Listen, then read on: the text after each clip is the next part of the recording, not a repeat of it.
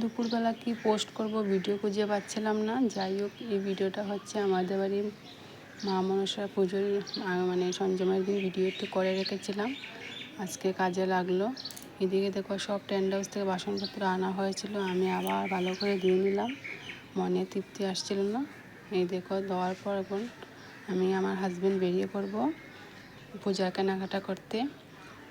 মায়ের জন্য চাদর নিলাম, ঠান্ডার দিন তো আমাদের বাড়িতে পুজোটা হয় মা মনসা।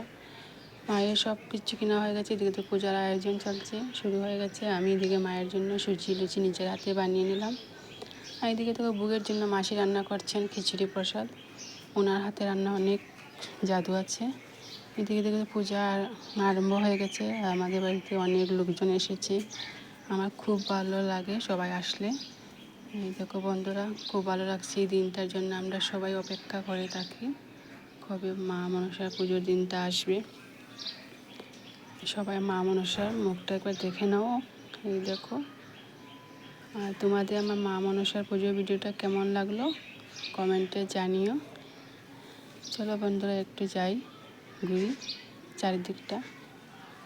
এদিকে রান্নাও বসে গেছে, এদিকে দেখো এদিকে এক একটা মানে রান্নাগুলো না অসাধারণ হয়েছিল খেতে। দেখো আমি একটু মধ্যে থেকে ভিডিও করে নিলাম।